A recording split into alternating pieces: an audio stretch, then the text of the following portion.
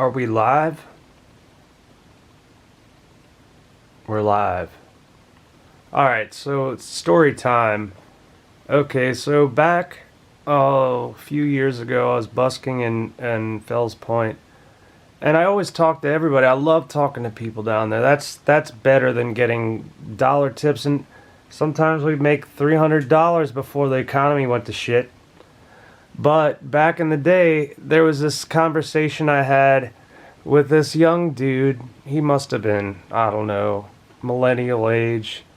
He's talking to me and we're talking. We're having a great conversation. He mentions how he's a doctor. He's aspiring to be a doctor. And I said, that's great, man.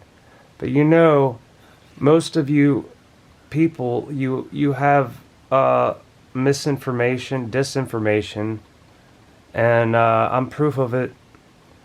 He's like, well, okay, so I told him I have MS. So he's like, yeah, okay, it's genetic. No.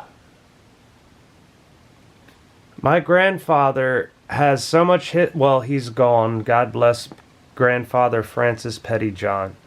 He's gone, but he knows so much about our genetic history as far as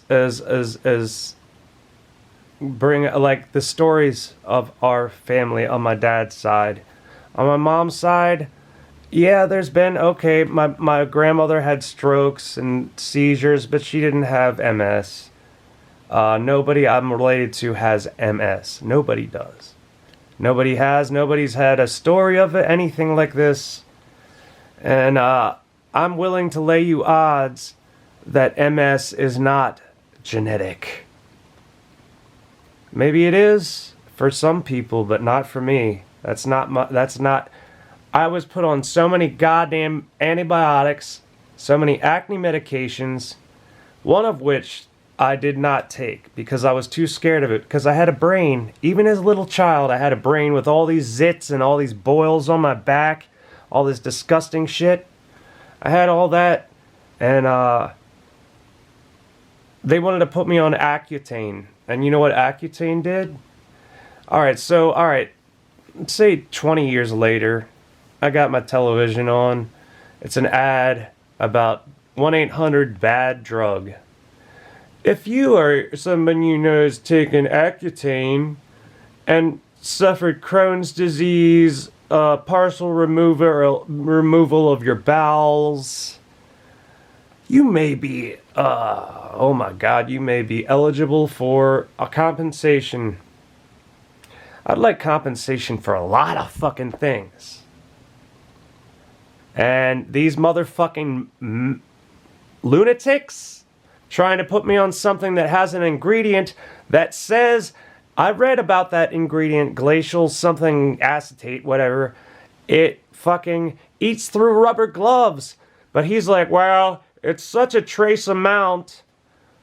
Oh, okay, a trace amount. A trace amount. Alright, now, how about I put a trace amount of cyanide into my veins? Would you approve of that? If anything can eat through rubber gloves, what do you think it'll do to your veins, your organs? Okay, it's been out for 5 years, and there's been only a couple cases, as opposed to the previous one, Tysabri, which there's been lots and lots and lots and lots and lots of cases.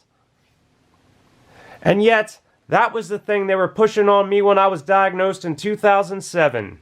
And I've had this shit longer than that, of which they didn't want to look into. So you can see why I'm so fucking pissed off. If you can't, then you need to open your fucking eyes.